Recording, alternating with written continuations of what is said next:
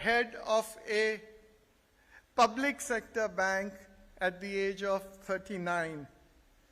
He started his career in the SBI, resigned, and then joined the NIBM when he was asked by the RBI and rose to be a position of the director of the NIBM at a very young age.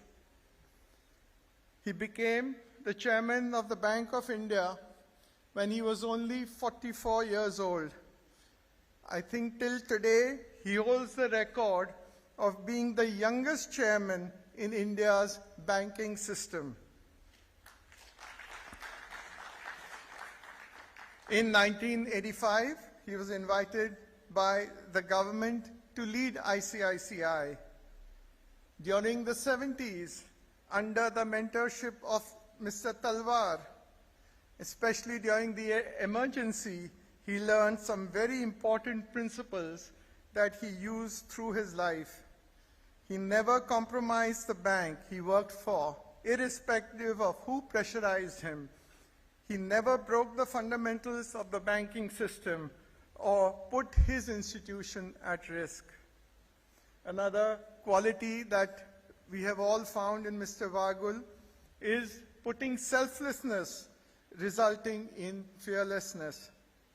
Even Arjuna broke down when faced with war and needed the guidance of Krishna, whereas Mr. Vagul was equipped with this knowledge of selflessness and doing the right things always. Therefore, he has never had fear. It is a fearlessness that comes from knowing what is right and what is wrong. The fact he never worked for personal gain or fame. He was able to stand against the most powerful people in the country without being afraid because he was always doing the right thing, supporting what was the right action and speaking the truth, which is why he could not be shaken and therefore was fearless. He could build an institution. He was never building himself. There are very few leaders in the global financial arena as Mr. Vagul. We've seen all the crises that keep coming up because of integrity in whether it is the global financial system or in India. But Mr. Vagul stood out. The degree of ethics, discipline, and truthfulness imbibed in him is unmatchable. For him, titles, recognition, or fame never mattered. He always stood by the truth and what is ethical. During the 80s, when political interference within banking system had peaked, he resigned from the chairmanship of Bank of India at the age of 47. It was only when he was 5 that he Mr. Vagul is also a man of deep faith. He's had an immense knowledge and understanding of the scriptures, and is a deep understanding of spirituality and practicing it. Right from his early age, Mr. Vagul has been brought up with the right principles, speaking the truth, being empathetic to people, clarity of thought, words and actions, all come from Mr. Vagul genuinely understands the cyclic nature of where science ends and spirituality begins, and where spirituality ends and does not have any doubts. He has both God and science on his head. One of the most important characteristics that I find about him is his humility. I can say it was virtually a Herculean task for him to get this book out. For so many years we tried. And then I asked him if he can do his autobiography, a biography. He resisted all and finally gave in only as reflections. That is very rare today, as we all know, in the financial sector. And even in his book, Mr. Vagul hardly speaks about his achievements or accolades. He never even mentioned the dozens of leaders he has created, Neither does he speak about the Padma Bhushan he received for his contribution in promoting trade. This is who he is. He was born for a purpose and is carrying out his actions. He looks for no reward and takes no credit. If we need a living example of what it is to follow management practices as per the Bhagavad Gita, it is Mr. Vagul. Thank you.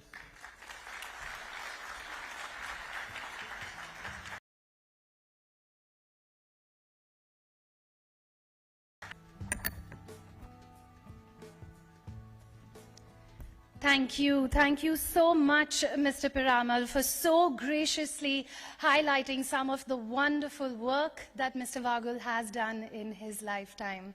Thank you.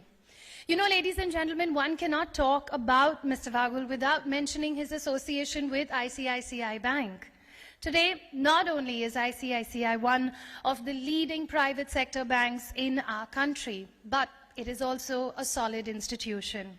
An institution that is created by its people, by having an environment of equality and empowerment, something which Mr. Vagul has done with aplomb during his time with various organizations. So let's see Mr. Vagul's views on building a gender-neutral culture that is based on merit in organizations. Let's take a look.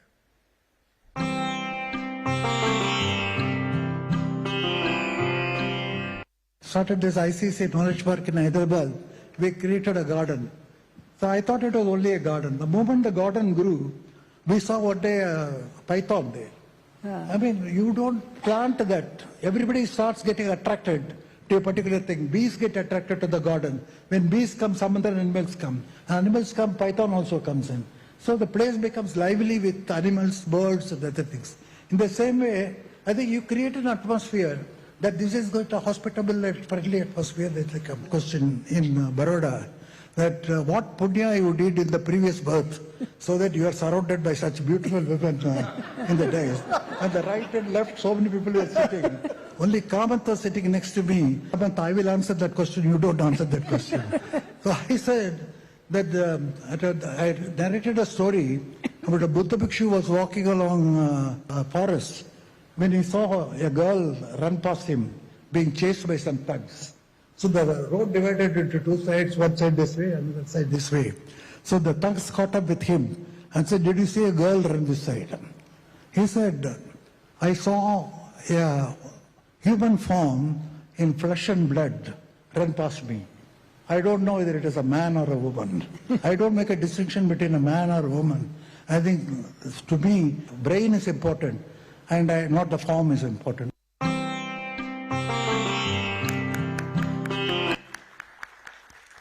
Mr. Vagul, that was a beautiful analogy between gardens and the workplace. In the beginning, that was lovely.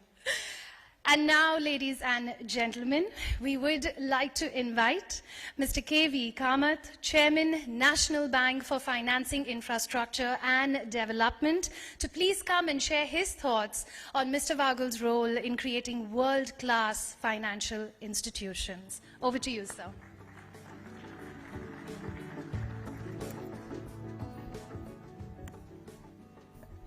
Honorable Minister for Finance and Corporate Affairs, Ms. Nirmala Sitharaman, my mentor, Mr. Vagul, Mr. Ajay Piramal, Ms. Kalpana Morparia, and ladies and gentlemen, I think Ajay has covered I think almost everything that has to be said about Mr. Vagul. So I'm going to speak from my heart, as it were, and maybe Reflections is the title of the book Mr. Vagul has written, and I'll share my reflections of Mr. Vagul as he mentored me from 1985 onwards. Actually, his mentoring started even before he joined. I do not know whether he recollects this. I got a phone call one day. He was in Chennai, and he said, there is a lease proposal that Air India is looking for. Are we looking at it? I knew about the lease proposal. This was for leasing aircraft. And I said, yes, sir, it is there. But this will be a large lease, and we typically do things only up to 1 crore rupees. So his response was so simple and mind-opening to me. He says, can we not relook at that amount that we can do? So it was like letting the organization free, that you can dream beyond. Don't be constrained. Let's discuss this and let's go on. And we did actually evaluate that lease, and it was probably a huge learning experience for us, how lease could be done in a global context. We ended up not doing the lease, but I think that was my first exposure, that we could now dream big and try to achieve what we dream. And that was the hallmark of every day, as it were, from 1985 till Mr. Vagul stepped down from the board in 2009. Daily learning experience in terms of what you could do. I distinctly remember a few steps which actually put us all on this path to growth, as it were, and aspiration. So a few days later, after he had joined ICICI, he called me in and he said, what are we doing on the technology front? We were doing a few small things. He said, can we not be a completely connected organization? Mind you, this is 1985 or early 86, where machines are not available. How do you network them? It's not available, and so on and so forth. I won't bore you into it. Long and short, within the next 6 months or 8 months, ICICI became a completely networked organization. Everybody was using a machine, whether it was for processing proposals, typing, and of course data storage. Everything became online. Just the small nudges. And this was part of my job, because I missed a step. Very early on he said, you're doing leasing, maybe you should now do strategy and planning. I had no idea what he meant in the context of strategy and planning. Only thereafter it unveiled this vision of what ICICI could be done. And for that, again, the next step, technology was one. A year later he said, should we not be recruiting widely? So yes, of course we need to recruit widely, which means we need to go to institutions and recruit, whether it's engineering, from the graduating class of chartered accountants, or from finance professionals. We go out and recruit. So we started that process of recruiting. Not many know this, but at that point in time itself we set in motion that we are a gender-neutral organization. So no job is meant for a man or a woman. A job can be done by a man or a woman. And indeed, I think we built that pool in terms of talent as we went along. And I'll just complete that thread, because that pool of talent, when in 1996 I came in, was ready and available. This pool had been in a way created by Mr. Vagul starting 1985 through the 90s. And I think that was a critical part, when a whole lot of these young people came in. And we had, I would say, more women leaders than men leaders in 96 that we could actually put into positions of importance to drive the organization forward. Ajay has mentioned about various institutions that he built. That also started happening from 86, 87 onwards, because every day there would be a new idea. Should we not be starting a rating agency? Okay, well, let's understand what's a rating agency. And we went about that. And then shall we not start an investment banking operation, those days called merchant banking, and all the other early institutions that we talked about. And I think that went on, and that did not fade throughout his career. I think in 96, when I was out of the bank from 88 to 96 at the Asian Development Bank, so when he invited me back, basically we had to, in a way, he has put in his reflections the challenges that the institutions in India faced. The process, the entire thing is recounted in a chapter. So clearly we had to reinvent the institution, given all those constraints. And sometimes when I look back, sir, I can say that I'm frightened. I'm frightened at the bold decisions that you enabled us to take, and the rapidity with which you allowed us to take those decisions. Because, yes, we have a challenge, but then here comes a development bank which has no experience, saying that we will now look at retail and do A, B, and C. We will do credit cards, we will do automobile loans, we will do housing, and then we will set up an insurance company, a general insurance company, and so on and so forth, an asset management company, a venture capital company. And I think Mr. Vagul was the strongest supporter at the board for any new initiative. And that gave us the courage and the conviction dream big and to do what was required. Again, Ajay has mentioned, and Mr. Vagul has mentioned in his book about the merger of the parent and the subsidiary, the parent development bank and the subsidiary bank to create what became the ICICI Bank that we know today. Again, in all these things, he would ask questions. It was not that anything could be taken past without application of mind. There was deep application of mind. But application of mind was so quick and the decision making was so quick, it was a seamless experience. And moving on, I would think the tenets of governance that he set right on day one, I think ICICI probably was the first institution to separate the role of the chair and the managing director. So when I came in, I was the managing director and there was the chairman. And then all the committee structures, which we now talk of and take as standard, I think we put in place under Mr. Vagul during that period, 96 to 99. As new thought came up, I think first the Cadbury committee came out, I think then there was a Narayanan Murthy committee report. Every single positive thing in these thought processes was implemented and helped us grow. So I would think that to characterize Mr. Vagul as Bhishma Pitama of banking is right. I think he is, for the banking sector, the builder of a new path for banking and a new construct for the banking industry. And I would think that everything that was done in the bank in this context was consequent to what he set in motion when he came into ICICI in 1985 and handheld us through the process till 2009. So thank you, Mr. Vagul, and I think ICICI Bank is what it is, and I'm sure Sandeep is sitting here, will acknowledge this to everyone that it is this, in a way, process that you set in motion and which has been taken forward. Thank you and all good wishes. Thank you.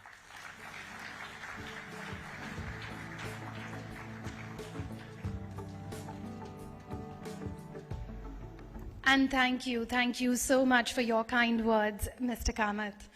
And now, ladies and gentlemen, it's time for us to hear from the man of the hour. We would like to invite Mr. Vaghul to come and share a few words on this momentous occasion. Sir, could I bring the mic to you?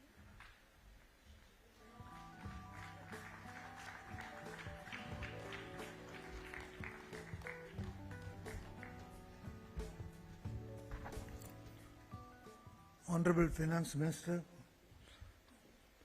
ladies and gentlemen, I thought that this function is about my book, but Kamath and Ajay has converted it to a meeting about me. I am not that important.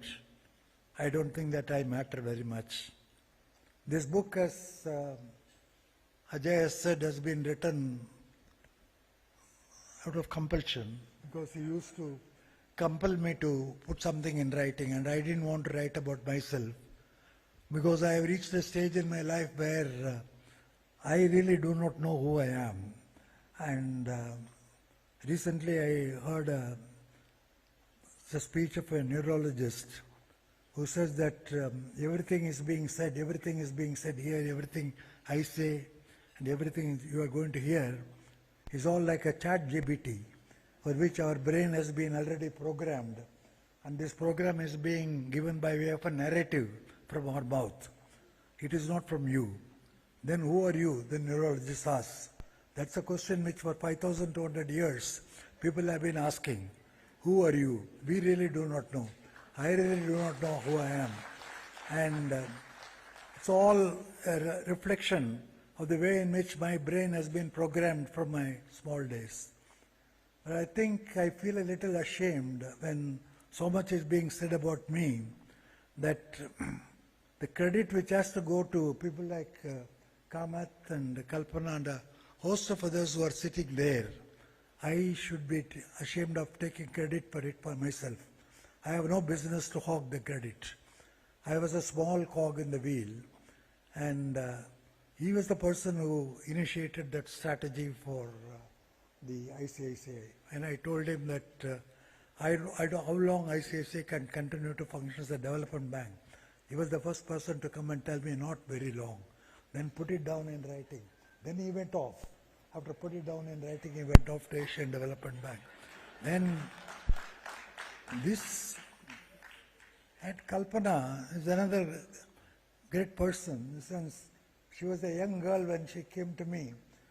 She was a lawyer by profession, not many of you may know, because she has been so steeped into banking as a chief executive in life. I don't know whether she remembers it. And unhesitatingly you moved from legal to treasury. And she made waves. For 2 decades she dominated the ICICI Bank.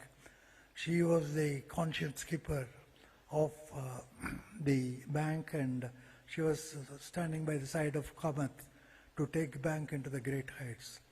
I don't know, people should know that it is during Kamath's time we scaled new heights and became the largest bank in the country.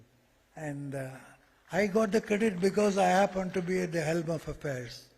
Now we see people like Sandeep who is sitting there, very quiet, unassuming. His photograph even won't come in the papers. Today he is getting the best business bank of in a year. But so many people's photographs have come, but his photograph is missing. It's a blank. He doesn't want his photograph to be published. It is only true of him, it's true of everybody. And we were just discussing, look at the bank, from where to where he has taken. 4.9% net interest margin. I was just telling Kalpana, during our time we were struggling to get 2.5%. You know, you have got 4.9%. You and your team has got great reputation to the bank. I'm grateful to you for that. And I'm particularly thankful, Honorable Finance Minister, for your effort to come and release the book. I am flattered that you should say that you would do that, and you insisted on doing that. Despite the fact that it had been postponed a couple of times, you said that you would do it. I am so glad you came. And you were, in your own way, making great waves in the global scene. And it's not a very flattering statement. I mean, the way in which you have piloted the economy, the way in which you have presided over an economy, into nudging the economy without any pomp, without any great ostentation, without articulating any sophisticated economic theory, but looking at the ground realities, what needs to be done, what is pragmatic, what is permissible. Through this process, it has been possible for you to bring about a stability and growth to an economy in the midst of a global turbulence. It is something which cannot easily be forgotten, and this nation forever will be very grateful to you. And it's so flattered that my book has to be released in the hands of such a wonderful person, and I'm grateful to her for this. I don't need to talk about Ajay. Ajay is, in the sense, I'm part of his family. And ever since, what binds us in the family is not the board connection. It is the sharing of the values. Right from the beginning I saw, he's one of the few businessmen who would put aside everything for the sake of maintaining his values. And I have known during the 25 years, he would refuse business opportunities if it involves some amount of compromising on his value. He would not permit it. Of course, I know of a few businessmen who are very much like him in this country, and this country ought to be proud of such business people who would put values ahead of everything else. It is not in a vision statement. I know one case, but in several cases I can say I don't want to make it because I know our Honorable Finance Minister has got other engagements. The point I wanted to make is that even though quite a lot of people share his concern for value in business as much as he does, in one respect he scores over them, because I have never seen a person with such great concern for employees as Ajay is. I don't know, many of you may not know the instance. I am not revealing a secret. One of the bids which he made for acquiring a company from a multinational, he was the lowest bidder. We didn't expect him to get it. But he got the bid. You know why? The multinational told him, we know that you will take care of our employees. better than anybody else. That's why we want to give it to you. He is of that type. Now, this book is not a great book. It's not a profound book. It is not a book out of any great research or anything like that. One of the things you will find any footnotes, any bibliography, any graphs, any mathematical equations, any economic theory, nothing. It's just a collection of stories. A collection of stories which I am fond of telling, as many of you know. And I would have kept it to myself had it not been for Ajay saying that you must write it. I told him I don't have any profound thoughts which I want to share, because so many people have shared so many profound ideas that I have very little to contribute. The other man who has been egging me on is sitting in the front desk. It's Amit Chandra. Amit Chandra, whenever he picks up a phone and talks to me, how are you? He would say, how about your book? When is it coming? The third person is my wife. My wife would not rest me in peace at home and says, come on, man, when are you writing the book? So I had to write that book. So you will find that book readable, just a collection of short stories, short events that had happened during my career. That career is between 1979 and 1996, covering a period of 2 decades. What banking was then. Banking has changed enormously since then. And I haven't devoted any time, because I picked those stories in which I was personally involved. I was a player, I was an actor. And most of the stories, unfortunately, Honorable Finance Minister, relates to my dealings with the politicians at that particular time. All of them not very happy. There was one politician who threatened to put me in jail. And I had to say that despite the fact that you will put me in jail, I cannot accede to your request. So you will see quite a few stories of that. Originally my idea was to just put the stories onto the book and not give it a narrative form. So what's the point in giving a narrative? Like in our school textbooks, we are given a story and the question is asked, what's the moral of the story? The stories themselves are self-evident. The moral is evident. Why then add it with a narrative of mine? But on second thoughts, I decided to put a narrative. And the narrative is also just like a ChatGPT system. I have been programmed. I don't know why I wrote it. It's all nothing my own original. I was influenced in my very young days, I was 16. I was influenced by a great person. And many of you would not have known about him. He was Rajagopalachari. He was Rajaji to be short. He was the first Chief Minister of Madras Province, as it was then. And many of you do not know, not even one of you will know, that Congress party lost the majority in the first election to be held after the Constitution in Madras. And he was called upon to form a government by his arch rival Kamaraj Nadar. And his first speech in the assembly somehow caught my imagination. He stood up in the assembly and looking at the stalwarts before him, people like P. Ramamurthy and Sundar Ramaiah, or noted communist parties, you communists are my enemy number one. And I will not rest content till you people are demolished completely. You people means your ideology is demolished completely. Since then, I have become sort of a servant to this free enterprise model, to this market economy, and to the upside. In fact, Rajaji followed it up. At that time, it was the rationing time, and there was a strict control over marketing of the rice, and he just abolished the controls completely. He allowed a free market for rice, and the prices of rice crashed. And he was aided in this respect by Rafi Ahmed Kadbai, who was then the food minister, who, according to the reports, those days the reports of the papers were all genuine.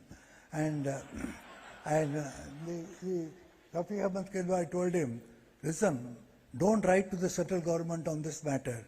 You don't even talk to Jawahar about this. You go ahead and do it. And this is what it was said at that time.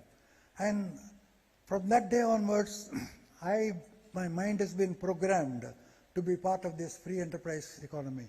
And I watched with desperation 40 years of the rule of the government, where socialist policies predominated.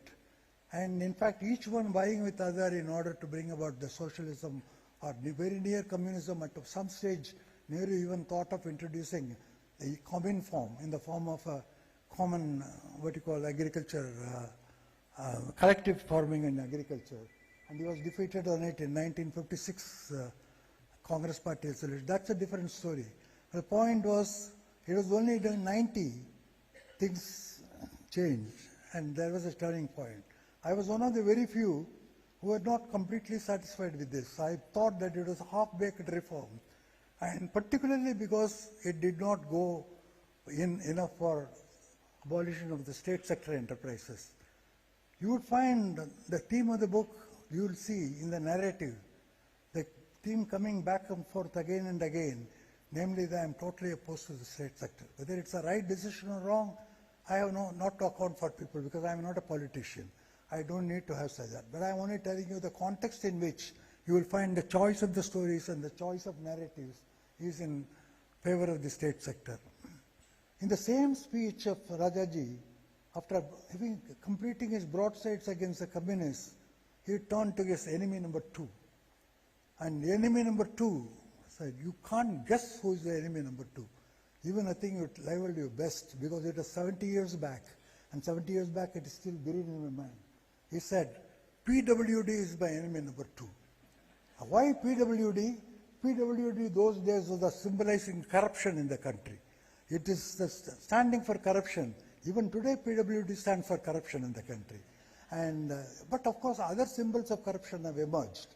And those days, even at that time, it was corruption, symbols of corruption like RTO and registrar's office. This will emerge as a corruption. Today, of course, corruption knows no bounds at all. It has prevailed throughout the country. So this has become also one of my obsession in my life, that will we see emancipation of this country from the corruption? Because to me, corruption symbolizes not only greed, but symbolizes the decline in the moral values that have taken place. And I, for one, belong to that generation. And I can tell you that I am perhaps the oldest person in this group. And I belong to the generation where immediately after the independence, I lived before independence, I lived after the independence. It was just a succession of the Gandhian values. We saw some element of Gandhian values, namely how the moral values will have to be kept up. And gradually I saw for over 3 generations the moral value declining, and we are in a sorry mess today. You will find the last chapter of my book lamenting about the decline in the moral values. Do I have an answer to that? I really do not have an answer to that. I only look back on 5,200 years of our civilization, when our civilization was great, not because of the social customs that have become decadent over a period of time. Those don't represent the values of our 5,200 years of culture.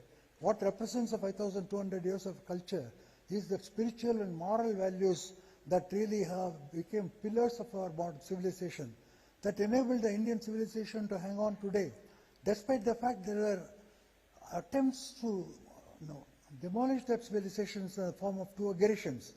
We were able to hold our own. We may have lost our independence, but we never lost our moral values. It is this which is bothering me. You will see this reflection of it in some of these chapters of this book. I don't know that the book is very profound, but many of you who like stories may read it. One of the persons to whom I handed over the book, he told me that he laughed aloud when he was reading the book. I hope you have also an opportunity of leaving aloud. Thank you very much, Ajay, for making this impressive show. Thank you very much, Honorable Finance Minister, for making this possible. I'm very grateful to you, very grateful to Ramat for his fine values. I'm grateful to Kalpana for making that. Thank you all very much.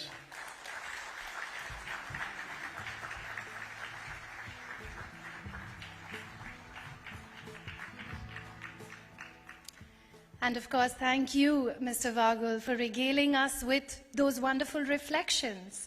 And speaking of reflections, ladies and gentlemen, we've now arrived to the moment to officially launch Reflections. May I please request our Honorable Finance Minister, Srimati Nirmala Sitharaman, to do the honors. Ma'am, what we have over here.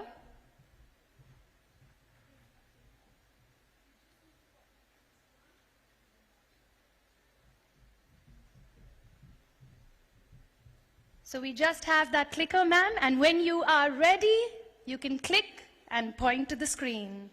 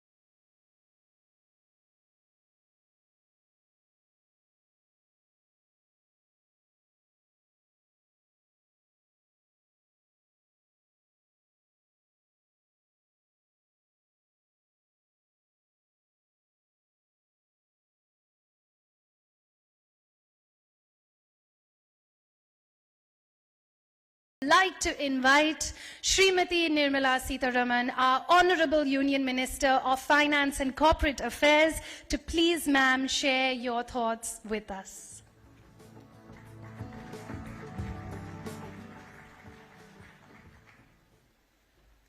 Good evening, and thank you, Ajay ji, for giving me this opportunity. I'm extremely honored to be here, in fact, humbled to take this opportunity to be a part of those who are releasing this book, Reflections. For me, having gone through the book, it recalled so many stories which I've heard from my childhood. My family had actually given me the advantage of everything that which is in Reflections, except for the concluding part. I've had people in the banking sector who had closely watched how the banking sector has evolved, and therefore many of the anecdotes in this book are things which I've heard from my childhood and also heard of and about Sri Vagul himself. So it is an occasion when I'm talking about an iconic figure who has been a big inspiration and a motivation for my family. But none of the organizers knew about it. So let me be open about it. None of them would have known about it. I've just said that to you all now. So there are just some aspects which occurred to me when I read the book. The first thing is, of course, there are two I's which I want to highlight, which comes through when you read the book. Sri Vagul is blessed with an integrity. He continues to uphold it, and as a result of which, his stature in the sector and also otherwise is very high. His integrity, the first I. The second I is the intuition that he seems to have had all through. Many of his intuitive decisions, which he confesses at some point, saying, I didn't want to tell the board that I was intuitively tuned to say, no, this proposal shall not be accepted, because his intuition was strong, but he had also checked up the fundamentals and the papers and everything to say that to himself that he was not wrong. So at one instance, his judgment was respected, the board didn't go through with it. At another time, when a different organization supported that particular proposal, they ended up in having a collapse, meaning the business shut. So it wasn't a worthy proposal to take up, and he intuitively knew it. His looking into the papers also reiterated his intuition. And that keeps coming every now and then in the book. So the two I's that I'm highlighting about him, about his personality, are probably something which all of you will have experienced who have worked with him. So the integrity and the intuition in decision making. They are not frivolous intuition. It also comes with experience. It also comes with that rare clarity that you have in your mind, and therefore your intuitions are not superstitious intuitions, they are informed intuitions. So the two I's, and the third I would think, which I attribute, and of course all of you all will agree, you knew about it, and I'm not bringing in a new element, but it is an element which is very important in understanding Mr. Vaghul, and that is a selflessness in decision making, and as a result a certain fearlessness which comes in for the consequence, one of which he had already mentioned here a few moments ago when he spoke. So the three I's are the ones which dominate the personality of Mr. Vaghul, and that comes through in the book. But interesting for me are, and I'm glad to have read this book with that, it's not a very thick book which you see, fairly slim but anecdotal, so it's easy flow to read. But for me, it gave me three things. One about the evolution of Department of Financial Services. Why did it come about? How did it come about? And what it became as it grew. Not much to the liking, but then, well, it served some purpose, so it was fine. So, but I could really see the transition of a department which at some point in time was not necessary, but later it became necessary. Later it became so upfront, driving the whole process of Indian banking system.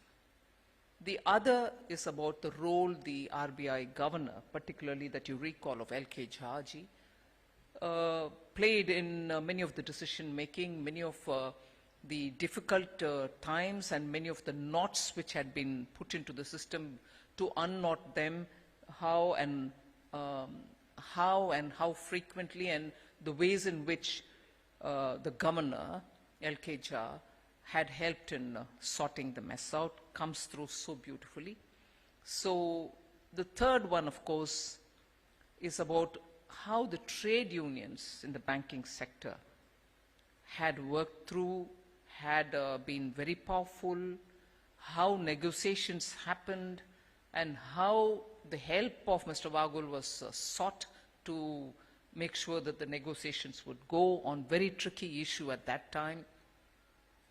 But anticlimax, sometime, how in spite of a well-structured way in which you want to take the negotiation, something else happens and politicians come into play, and as a result, you get a decision which is a bolt from the blue, and how things flow. Just tell you how the process finally works or doesn't work. So this is a thin book, slim book, but it actually traces how the banking sector in India, since the first nationalization of SBI and post the nationalization in 70s by Srimati Indira Gandhi. So this flows through so beautifully. It's a fantastic historic piece. Of course, for each one, as Mr. Vagul just said, no footnote, no references, no bibliography. But if you're serious in the business of understanding how Indian banking sector has worked through the socialist era, and I'm glad in a speech Mr. Vagul spoke about the socialist era, how every government became pink and pinker and pink, short of turning red, the socialist energy was kept alive. And as a result, all these flow of events, if we are serious to understand the first, let's say at least 40 years of India's banking, we need to go for each of these anecdotes back to the actual records to understand how it played out.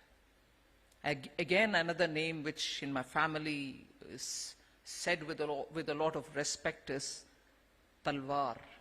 The role that he played, the way in which he stood up to values. Nothing could make him shiver before authority because what he said was based on the rule and the law of the land. He didn't get scared about, being told, I'm sorry, then you may have to put your papers. Nothing worried him. And at that time, to have watched Mr. Talwar and later also to recount some more instances which were probably somewhat similar to Talwar's experience for Mr. Vagul himself, also says how wielding of power, if not by the person who holds the power itself, the people around them can make or break good professional careers. Sometimes it just falls flat, but some other times the power wielding gets its pound of flesh, if I may use that expression. All that is recaptured here.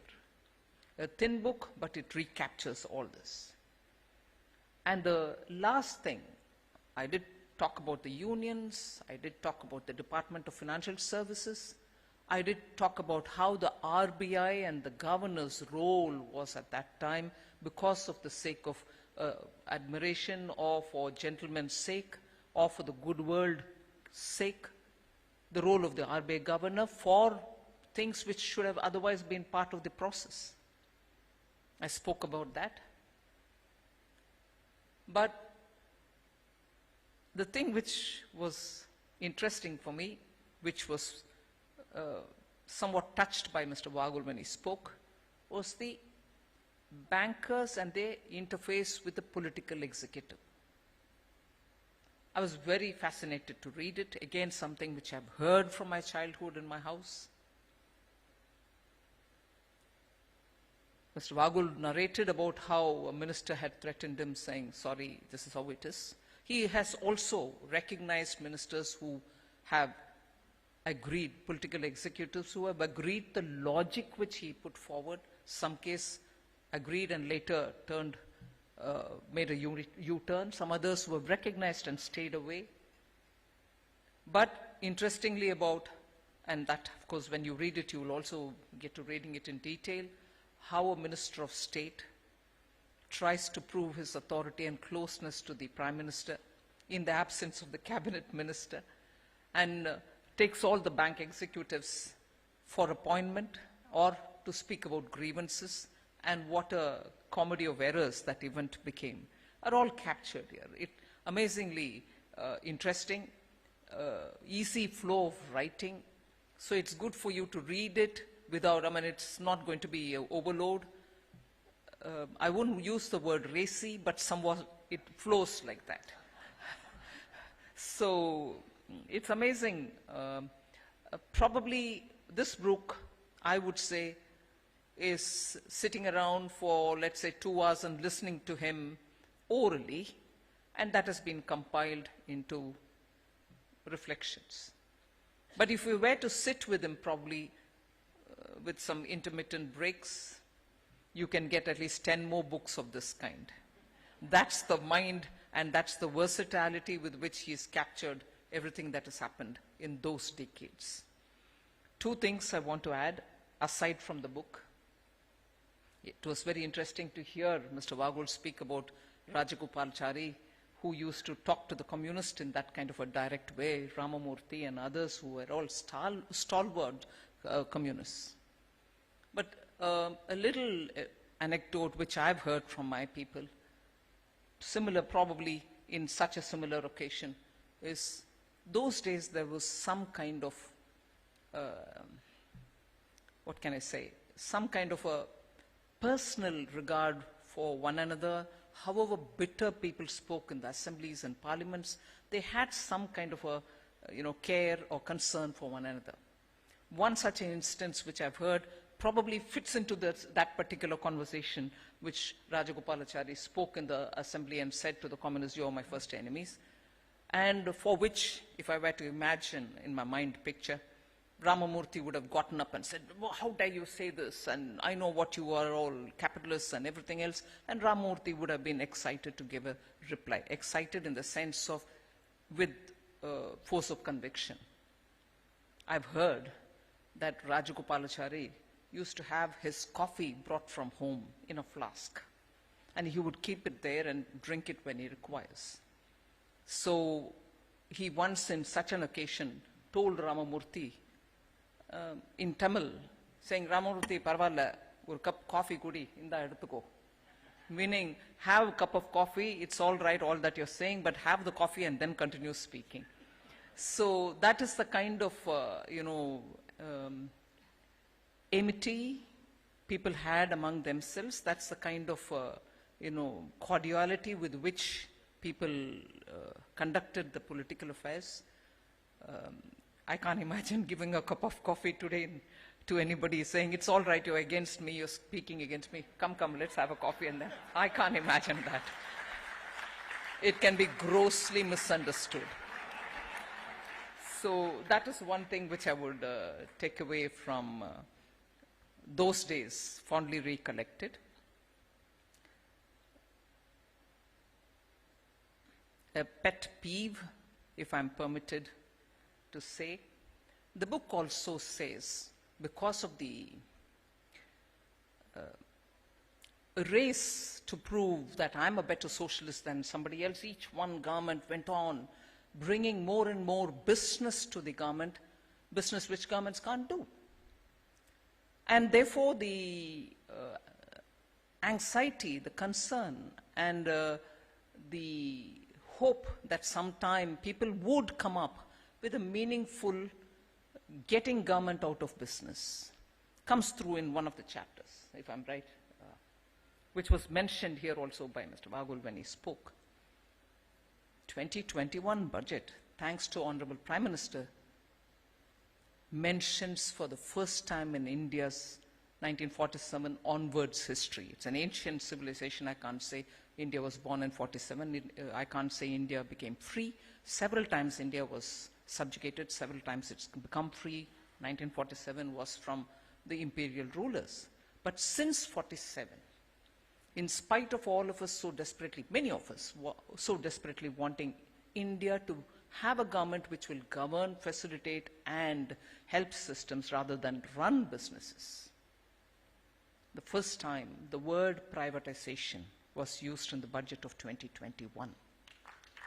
And thanks to the Prime Minister Modi, who has that vision to say government should not be in business where it has no business. He said this publicly, this is not the first time, but actually to give it a frame, a structure, and the right language within a document of the government, which is the budget of the government, in 2021. In fact, many observers felt, what's happened? How did this come about?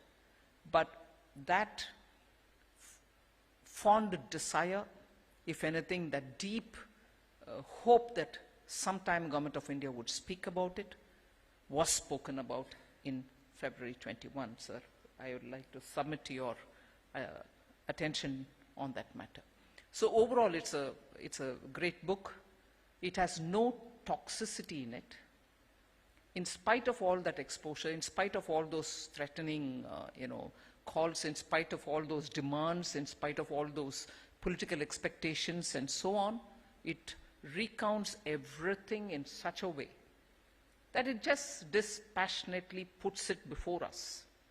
See, this is how administration, political executive, banking, trade union, RBI, all of us functioned all together, and this is how far we've come.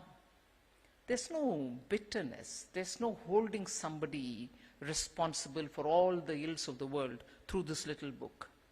It's such a fantastic, dispassionate account. Other than the anecdotes themselves, it tells what maturity in an individual can show us. The maturity in Mr. Vagul, the wisdom that he is so full of, tells you that you just observe the life, like Sanjaya observes the war in Kurukshetra and keeps feeding without his own commentary added to it. That's exactly what Mr. Vagul has done here. And it's therefore a great book to read, great for all of us to have it here. And I'm really so humbled. A person about whom I've heard so much for his integrity, so much for his fearlessness, is today before me, and I'm honored to release his reflections. Thank you very much.